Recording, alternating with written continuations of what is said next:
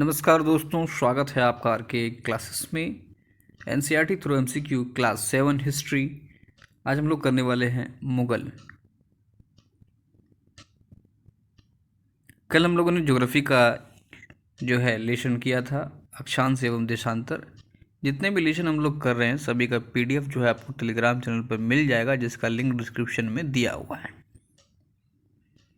BPSC के साथ साथ वनडे एग्ज़ाम में भी जो हम लोग एक्सप्लेनेशन को पढ़ते हैं उसमें बहुत सारे ऐसे फैक्ट आते हैं जो डायरेक्ट आपका एग्ज़ाम में पूछा जाएगा, जैसे कि बिहार दरोगा या बिहार सचिवालय और भी किसी अन्य परीक्षाओं के लिए महत्वपूर्ण हो जाता है एनसीईआरटी। तो इसे आप देख सकते हैं। कहता है कि मुगलों के संदर्भ में निम्न कथनों पर विचार करें। मुगलों की बात हो रही है। कथन में देखिए क्या क्या दिया हुआ है हमारे पास। मुगल दो महान शासकों के वंशज थे।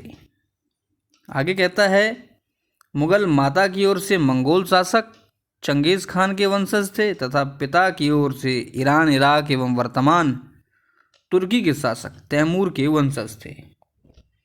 कौन सा कथन जो है ये कह रहा है असत्य है? तो देख लीजिए, ना तो एक ना ही दो। क्या कहता है? मुगल दो महान शासक वंशों के वंशज थे। माता की ओर से चीन और मध्य एशिया के मंगोल शासक चंगेज खान के वंशज तथा पिता की ओर से ईरान, इराक एवं वर्तमान तुर्की के शासक तैमूर के वंशज थे। आप ध्यान रखिए कि इसकी माँ जो है चंगेज खान से संबंधित थी और इसका पिता जो है तैमूर से संबंधित था। नेक्स्ट क्वेश्चन कहता है निम्नलिखित में कौन सा कथन जो है असत्य है? मुगल अपने को मंगोल कहलाना पसंद करते थे। मुगलों ने अपने वंशावली का प्रदर्शन चित्र बनवाकर किया। तीसरा कथन है कि प्रत्येक मुगल शासक ने तैमूरों के साथ अपना चित्र बनवाया। कह रहा है कि कौन सा असत्य है? तो केवल एक जो है असत्य है। एक में आपको दिया हुआ है कि मुगल अपने को मंगोल कहलाना पसंद करते थे। कहता है मुगल अपने को मंगोल कहलवाना पसंद नहीं करते थे क्योंकि चंगेज खान से जुड़ी स्मृति सैकड़ों व्यक्तियों के नरसंहार से संबंधित थी। वहीं दूसरी तरफ मुगल तैमूर के वंशज होने पर गर्व महसूस करते थे क्योंकि इनके इस महान पूर्वज ने 1398 में दिल्ली पर कब्जा किया था। नेक्स्ट क्वेश्चन क्या है? 1526 में दिल्ली के सुल्तान इब्राहिम लोदी एवं बाबर के बीच पानीपत के युद्ध के बाद बाबर ने कौन कौन से क्षेत्र पर अपना कब्जा जमा लिया? आसान क्वेश्चन है। दिल्ली एवं आगरा पर। क्या कहता है देख लीजिए।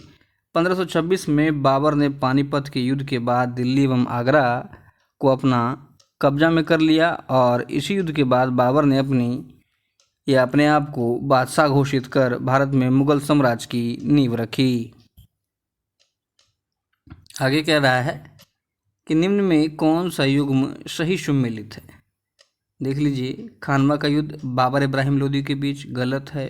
पानीपत का युद्ध 1527 बाबर राणा संगा के बीच। चंदेरी का युद्ध 1528 बाबर राजपूतों के बीच। घाघरा का युद्ध 29 बाबर अफगानों के बीच में। सही सुमेलित निकालना है हमें। तो देखिए 3 और 4 जो है चंदेरी और घाघरा, यही वाला सही दिया हुआ है। 1526 में पानीपत के प्रथम युद्ध में जो है बाबर ने इब्राहिम लोदी को हराया था और 1527 खानवा युद्ध में बाबर ने राणा संगा और उसके जो राजपूत शासक थे उनको हराया था। क्वेश्चन नंबर 5 देखते हैं क्या है कि अकबर के सैन्य अभियान के क्रम में निम्न कथनों पर विचार करें। अकबर की बात हो रही है। 1568 में सिसोदियों की राजधानी चित्तौड़ पर कब्जा कर लिया। उत्तर पश्चिमी क्षेत्र के अभियान के क्रम में सफाविदों को हराकर कंधार पर कब्जा किया और कश्मीर को भी अपने साम्राज्य में मिला लिया। अकबर ने अपने सैन्य अभियान के द्वारा पूर्व में बंगाल, बिहार एवं उड़ीसा तक के क्षेत्रों को मुगल साम्राज्य का अंग बनाया। कौन सा कथन कह रहा है सत्य है? 1, 2, 3 उपर्युक्त तीनों कथन जो हैं ये सत्य हैं। नेक्स्ट कहता है कि राजकुमार सलीम जहांगीर की मां जोधाबाई थी। अकबर के शासन के अंतिम वर्षों में राजकुमार सलीम के विद्रोह के कारण उसकी सत्ता जो है लड़खड़ा गई थी। अकबर ने अपने शासनकाल में कभी भी दक्कन का अभियान नहीं किया था। कौन सा कथन सत्य है? तो केवल 1 और 2 सत्य है, अर्थात सलीम की मां जोधाबाई नहीं थी। कहता है अकबर ने सर्वप्रथम कछवाहा राजपूतों से वैवाहिक संबंध स्थापित किया। यह सवाल पूछा गया है। अकबर ने आमेर के राजा बिहारी मल या भारमल की ज्येष्ठ पुत्री हरखाबाई जोधाबाई से विवाह किया। इसी राजपूत राजकुमारी से शहजादे सलीम का जन्म हुआ। शहजादे सलीम जहांगीर के विद्रोह के कारण अकबर के अंतिम वर्षों के दौरान उसकी सत्ता लड़खड़ा गई थी। कहता है कि अकबर के काल में दक्कन में अभियानों की शुरुआत हुई और उसने बरार, खानदेश, अहमदनगर के कुछ हिस्से को अपने में मिला लिया। इसलिए कथन 3 जो है असत्य है। ये वाला सही है, माफ़ करें। आगे देखते हैं। नेक्स्ट क्वेश्चन है कि खुर्रम जो है किसका बेटा था? तो ध्यान रखिएगा, खुर्रम जो है ये जहांगीर का बेटा था। खुर्रम किसका बेटा था? जहांगीर का। राजकुमार खुर्रम जहांगीर का बेटा था जो बाद में शाहजहां कहलाया। इसने जहांगीर के शासन के अंतिम वर्ष में विद्रोह किया। साथ ही जहांगीर की पत्नी नूरजहां ने शाहजहां को हाशिए पर ढकेलने का प्रयास किया जो असफल रहा। नेक्स्ट क्वेश्चन कि शाहजहां को अंतिम दिनों में किस जगह कैद कर दिया गया था? तो ये कैद कर दिया गया था आगरा में। कहता है शाहजहां जब बीमार हुआ तब उसने दारा सिकों को शासक नियुक्त किया और कहा मेरी अनुपस्थिति में यही शासन का संचालन करेगा। बाद में उसे प्रत्यक्ष रूप से उत्तराधिकारी भी घोषित कर दिया। यद्यपि यह घोषणा विधिवत रूप से नहीं हुई थी। इसी कारण से शाहजहां के पुत्रों के बीच उत्तराधिकार को लेकर झगड़ा शुरू हो गया। इसमें औरंगजेब की विजय हुई। उसने दारा सिकों समेत अपने तीनों भाइयों को मौत के घाट उतार दिया। औरंगजेब ने अंतिम समय में शाहजहां को आगरे के किले में कैद कर दिया था।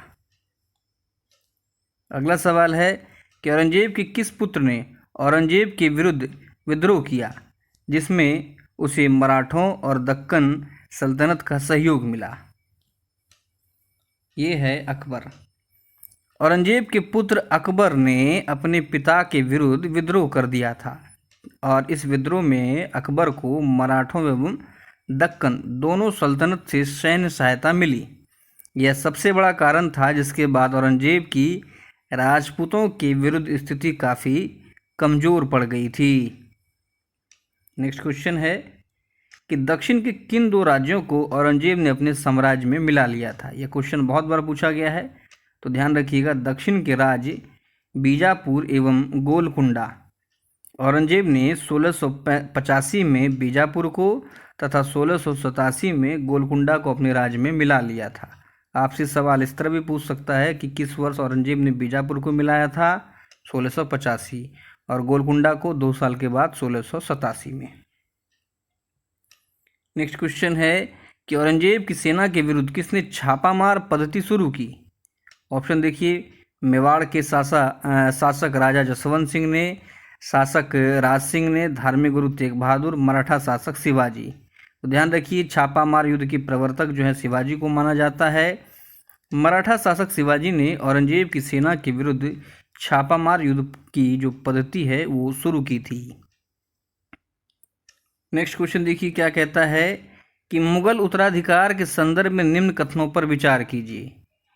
कथन 1 है कि मुगल ज्येष्ठाधिकार के नियम में विश्वास करते थे जिसमें ज्येष्ठ पुत्र ही पिता के राज्य का उत्तराधिकारी होता था। फिर कहता है उत्तराधिकार में सहदायद की मुगल और तैमूर वंशों की प्रथा को अपनाते थे। कौन सा कथन कह रहा है कि सत्य है? तो ध्यान रखिए केवल बी अर्थात केवल 2 जो सत्य है, क्योंकि मुगल ज्येष्ठाधिकार के नियम में विश्वास नहीं करते थे। इसके विपरीत वे शहदायद की मुगल एवं तैमूर वंशों की प्रथा को अपनाते थे, जिसमें उत्तराधिकार का विभाजन समस्त पुत्रों में कर दिया जाता था। नेक्स्ट क्वेश्चन देखिए क्या है, निम्न में कौन से कथन सत्य हैं? मुगलों की सेवा में आने वाले नौकरशाह मनसबदार कहलाते थे। फिर कहता है मनसबदार की नियुक्ति केवल योग्यता के आधार पर की जाती थी। मनसबदार अपना वेतन राजस्व एकत्रित करने वाली भूमि के रूप में पाते थे। मनसबदार के बारे में कौन सा कथन सत्य है? तो केवल 1 एवं 3 सत्य। ध्यान रखिएगा, एक में क्या था कि मुगलों की सेवा में आने वाले नौकरशाह मनसबदार कहलाते थे और ये अपना वेतन राजस्व एकत्रित करने वाली भूमि के रूप में पाते थे। कहता है मुगल सेवा में आने वाले नौकरशाह को मनसबदार कहा जाता था। मनसबदार शब्द का प्रयोग ऐसे व्यक्तियों के लिए होता था जिन्हें कोई सरकारी पद या हैसियत मिलती थी। इनकी नियुक्ति केवल योग्यता के आधार पर ही नहीं होती थी। मनसब प्रदान करना सम्राट का विशेष अधिकार था, वह किसी को भी मनसब दे सकता था। नेक्स्ट क्वेश्चन देखिए क्या है कि मुगल कालीन मनसबदारी व्यवस्था के संदर्भ में निम्नलिखित कथनों पर विचार करें। कथन क्या है? कहता है मनसबदारी मुगलों के द्वारा चलाई गई श्रेणी व्यवस्था थी, जिसके जरिए पद, वेतन एवं सैन्य उत्तरदायित्व निर्धारित किए जाते थे। आगे कहता है सवार पद की संख्या जितनी अधिक होती थी, प्रतिष्ठा एवं वेतन भी उतना ही अधिक होता था। फिर कहता है कि जात पद के द्वारा मनसबदारों के रखे जाने वाले घोड़े एवं घुड़सवारों की संख्या तय होती थी। कौन सा कथन सत्य है? अच्छा सवाल है, काफ़ी टाइट सवाल है। तो देखिए कहता है केवल एक जो है वो ही सही है। केवल पहला कथन सत्य है। मनसबदारी मुगलों के द्वारा चलाई गई श्रेणी व्यवस्था थी, जिसके जरिए पद, वेतन एवं सैन्य उत्तरदायित्व निर्धारित किए जाते थे। कहता है कि कथन 2 और 3 जो है ये असत्य है। पद एवं वेतन का निर्धारण जात की संख्या पर निर्भर था। जात की संख्या जितनी अधिक होती थी, दरबार में अभिजात की प्रतिष्ठा उतनी ही बढ़ जाती थी तथा वेतन भी उतना ही अधिक होता था। सवार पद के द्वारा मनसबदारों के द्वारा रखे जाने वाले घोड़े एवं घुड़सवारों की संख्या तय होती थी। ऑप्शन में आपको ये उल्टा दिया हुआ था, रिवर्स में दिया हुआ था, इसलिए वो गलत हो गया। नेक्स्ट क्वेश्चन देखिए क्या है कि मनसबदारी व्यवस्था के संदर्भ में दिए गए कथनों पर विचार कीजिए। मनसबदार अपना वेतन राजस्व एकत्रित करने वाली भूमि के रूप में पाते थे, जिन्हें जागीर कहते थे। फिर कहता है मनसबदार इक्तदारों की तरह ही अपनी जागीर पर आश्रित रहते थे एवं उन पर प्रशासन करते थे। कौन सा कथन सत्य है? तो ध्यान रखिए केवल एक जो है ये ही सत्य है। कहता है कि मनसबदार अपना वेतन राजस्व एकत्रित करने वाली भूमि के रूप में पाते थे, जिसे जागीर कहा जाता था। कथन 2 असत्य है। मनसबदार इक्तदारों की तरह अपनी जागीर पर आश्रित नहीं रहते थे और न ही उन पर प्रशासन करते थे। उनके पास अपनी जागीरों से केवल राजस्व एकत्रित करने का अधिकार था। यह राजस्व उनके नौकर उनके लिए एकत्रित करते थे, जबकि वे स्वयं किसी अन्य भाग में सेवारत रहते थे। नेक्स्ट कह रहा है कि कथन एवं कारण अकबर ने अपने शासनकाल में जागीरों की बड़ी सावधानी पूर्वक जो है आकलन किया था। कारण में है ताकि इन जागीरों का राजस्व मनसबदारों के वेतन के तकरीबन बराबर रहे। कथन सही कारण गलत क्या है देख लेते हैं। कहता है कि कथन और कारण दोनों सही है और सही स्पष्टीकरण भी है। अकबर ने अपने शासनकाल के दौरान जागीरों का बड़ा ही सावधानी पूर्वक आकलन किया ताकि इनका राजस्व मनसबदार के वेतन से ज़्यादा ना हो तथा तकरीबन वेतन बराबर ही रहे। इसलिए जागीर का उसने सावधानी पूर्वक से आकलन किया था। अगला सवाल है, औरंगजेब के शासनकाल में जागीर से प्राप्त होने वाला राजस्व मनसबदार के वेतन से बहुत कम होता था। कारण में है औरंगजेब के शासन में विभिन्न क्षेत्रों में उत्पादन में कमी हुई तथा मिलने वाले राजस्व में भी गिरावट आई। सही जवाब है देखिए इसका ऑप्शन सी। कथन जो है सत्य है, कारण गलत है। कहता है औरंगजेब के शासनकाल में जागीर से प्राप्त होने वाला राजस्व मनसबदार के वेतन से बहुत कम होता था। जिसका कारण मनसबदारों की संख्या में अत्यधिक वृद्धि थी। इस कारण उन्हें जागीर मिलने से पहले लंबा इंतजार करना पड़ता था तथा जागीरों की संख्या में भी कमी हो गई थी। अगला सवाल है, मुगल काल में जमींदार शब्द का प्रयोग किसके लिए किया जाता था? ऑप्शन है, किसी ग्राम के मुखिया के लिए जो राजस्व एकत्रित करता था, किसी क्षेत्र के स्थानीय सरदार के लिए जो राजस्व संग्रह करता था, दोनों के लिए कोई भी नहीं। तो ध्यान रखिए, दोनों के लिए। कहता है कि मुगलों की आमदनी का प्रमुख साधन किसानों की उपज से मिलने वाला राजस्व था। अधिकतर स्थान पर किसान गांव के मुखिया या स्थानीय सरदार के माध्यम से राजस्व देते थे। समस्त मध्यस्थों के लिए, चाहे वह ग्राम मुखिया हो या फिर शक्तिशाली सरदार हो, मुगल इनके लिए ही जमींदार शब्द का प्रयोग करते थे। कहता है कि मुगल काल में जब्त शब्द जो है किस ओर इंगित करता है? राजस्व प्राप्त करने की व्यवस्था को, किसी दूसरे राज्य का संसाधन हड़पने को, युद्ध में लूटे हुए सामान के लिए, इनमें से कोई नहीं। तो ध्यान रखिए, जब्त का प्रयोग जो किया जाता था, कहता है कि अकबर के राजस्व मंत्री टोडरमल ने 10 साल की कालावधि के लिए कृषि की पैदावार, कीमतें और कृषि भूमि का सावधानी पूर्वक सर्वेक्षण किया। इन आंकड़ों के आधार पर प्रत्येक फसल पर नगद के रूप में कर जो है निश्चित कर दिया गया।